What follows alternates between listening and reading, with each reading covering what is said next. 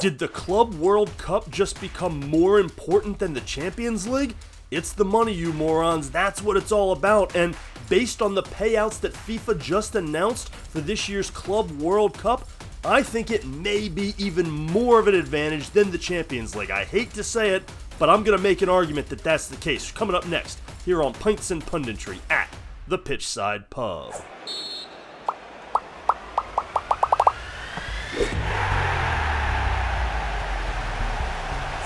It pains me to say it, but the Club World Cup may now be more important than the Champions League, and this is a tournament that I don't think should exist, and I couldn't have cared less about up until about 24 hours ago, but based on the payouts that FIFA just announced and the $1 billion, yes, with a B, billion-dollar prize pool for its participants, I think you could argue now that it's going to be more financially significant than the Champions League. Note that, financially significant, not more prestigious, not cooler, not the one I want to care about more, but more financially significant, and that matters because that's how teams fund their players, that's how they go spend on the transfer market, that's how they're going to win their domestic leagues and make those Champions League runs. So we're going to break it all down here and make it make sense in a second, but before we do, go ahead and hit that subscribe button for me down below so you can follow the channel. Get down in the comment section, what do you think about this massive prize pool? Does this make you care about the Club World Cup? If your team's in it, I'll bet it does. Get down in that comment section, let me know what you think. You can also leave some comments on Twitter and Blue Sky at Pitchside Pub, and check out the website pitchsidepub.com. So let me make this very clear. I will not start caring about the Club World Cup more than the Champions League. The Champions League is a great tournament. I love it. Even when my club's not in it, I watch it. It is the pinnacle of prestige in Europe. There's winning your domestic league, and then there is winning the Champions League, and it is the pinnacle. And as long as the Club World Cup is played in the summer, for one, which is terrible, and includes such a discrepancy of teams from top to bottom, it's just not something I care that much about. I didn't care at all when Manchester City won it last time around, and I, up until I saw this prize pool money, I didn't care about this one. I don't think this tournament should exist. It is the epitome of cramming too many games into the calendar, into the year, into the soccer world. Guys are going to get hurt, they're run down, they're overplayed, it's ridiculous. But it's happening anyway, there's nothing we can do about it, and now it looks like there's $1 billion freaking on the line here, which is going to be a massive game changer for the clubs that end up earning it. And the reason it's going to be more significant than the Champions League, which we know is the make or break for a lot of clubs. You gotta qualify for that Champions League spot, and I've talked in other videos about how much money is at stake for making the tournament versus not. You're looking at 20 to 30 million guaranteed just for making it, plus if you're a club that makes a little bit of a run, you're talking 50, 60, upwards of 100 million if you win the thing. It's about 110 million euros on the line. Well, this has that beat, and it has the distinction of only allowing 2 clubs per country in it, which means you're getting money that your closest competitors domestically aren't getting, and that is a massive advantage. In the Champions League, especially in England, 4 teams make it, maybe 5 this year. In Germany, usually 4. In Spain, usually 4. In Italy, usually 4. So yeah, you're getting that 70, 80 million euros for making it and doing well, but most of your toughest competitors are also getting a substantial financial payday. So yes, you have an advantage over non-European teams and the bottom half of your division in Serie A or the Bundesliga or what have you, but your closest competitors have that advantage too, because the top 4 make it in most of these countries. If not, it's top 3 or what else. In this tournament, only 2 teams per country make it. So the only English teams in this tournament are Manchester City and Chelsea. So if they get a lot of money from this, that is a huge advantage that they have over Arsenal, over Liverpool, over Manchester United, over Tottenham, and all the other big spending clubs. This is an extra possibly upwards of 120 million euros or dollars that could be in their budgets that they can spend on a transfer. That's Florian Wirtz money. That's Victor Gyökeres money. That's Alexander Isak money. That is the game-changing money that those 2 clubs have a shot at that others don't. In Spain, it's Atletico Madrid and Real Madrid, no Barcelona. Massive advantage. So this is game-changing money, And I think that alone makes this more important than just qualifying for the Champions League. Yes, you've got to qualify for the Champions League to get that influx of cash and to spend. And yes, the Champions League, of winning that in terms of the actual sporting competition, is so much better. This is nowhere close to this. But being able to earn all this money when your closest competitors aren't even in the tournament and don't have access to it is going to end up being a massive financial advantage. Now, how's this money being broken down? You got about $1 billion, and it's being broken down in two pots. There's the participation trophy money, and then there's the earning it while you're in there because you win games money, right? And the participation money, that pot is $525 million, and I don't love the way that's being divvied up because it's being given substantially more to the largest clubs in the world, primarily the European clubs. And I get it, because most of any money in the footballing world comes from sponsorships, TV revenue, all the eyeballs that are on the game, and of course, the biggest clubs, Real Madrid, Manchester City, Bayern Munich, they're the ones that people are coming to see. They're the ones that generate the eyeballs, so they feel that they are worthy more of a bigger slice of that pie. And I get that. I'm not saying that's wrong. I guess I just don't like how much bigger their slice is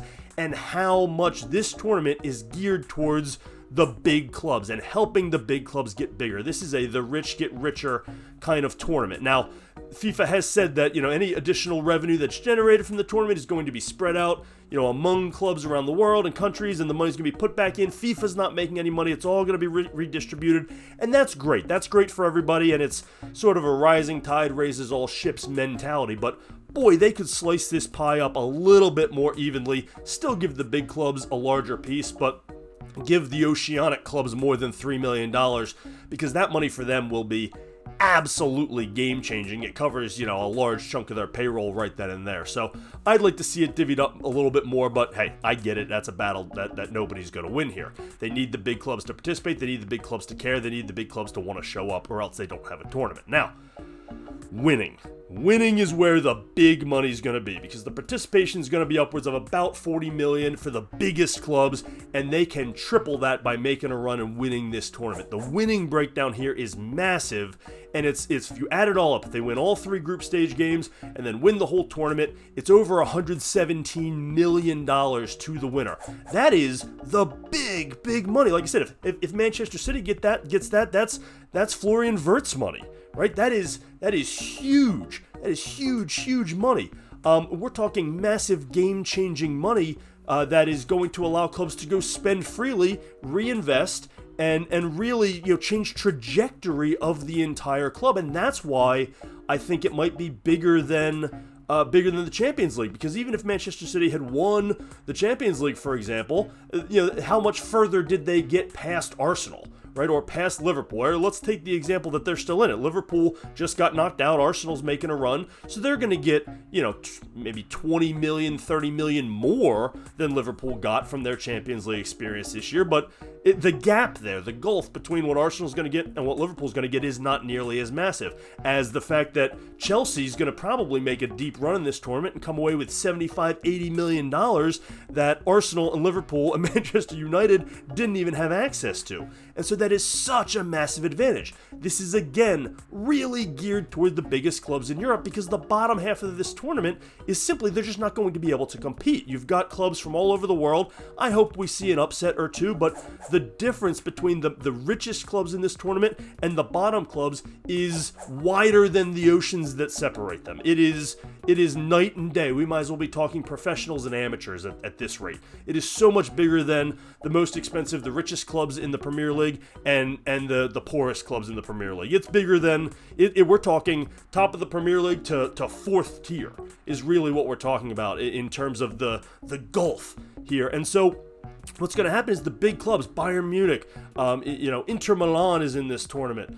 They're going to win. They're going to win a ton of games. They may not win the whole tournament, but that semifinal is going to be 4 of these big clubs. It's going to be Real Madrid, Manchester City, Chelsea and Inter Milan, or Juventus, or Atletico Madrid, or one of the biggest clubs is going, the biggest clubs are going to go deep into this. They're going to have a lot of easy games early on so they can get that $2 million per win, and they can get the 7.5 for getting to the round of 16 and winning and advancing, and now you're talking substantial money.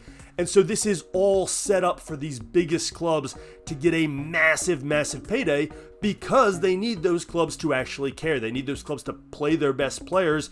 They need them to really take this seriously. And I don't think without this money they're going to, because frankly, I wasn't going to take it seriously. I wasn't going to watch it that close. I mean, it's the summer and it's all that's on, so sure, but I wasn't going to lose any sleep. And if we did, if my club, Manchester City, won this tournament, I wasn't going to gloat and go, oh, we're the greatest team in the world because we won the Club World Cup. No, most of the best teams in the world aren't even in this tournament. That's why it's not going to have the prestige of the Champions League.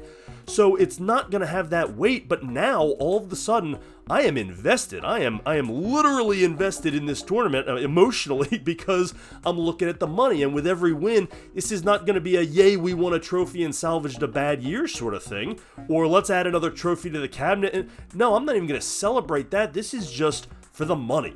And that's shallow, and it's hollow, and it makes me not care about the actual outcome of the tournament. I'm just looking at dollar signs and saying, hey, if we get to the finals, that's 30 million. That's central midfield depth, right?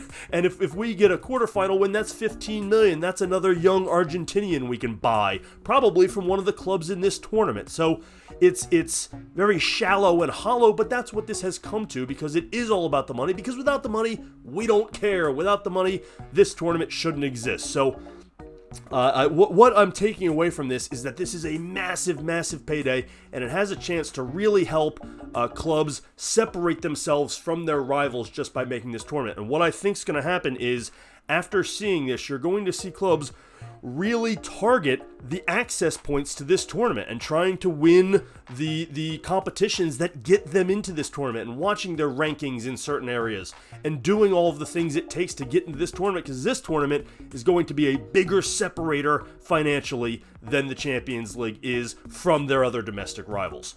Does that make sense? What do you think? Does this make you care about this tournament? Get down in the comments section. Let me know your thoughts. You can also leave comments on Twitter and Blue Sky at Pitchside Pub. While you're at it, hit that subscribe button for me down below so you can follow the channel, and check out the website pitchsidepub.com.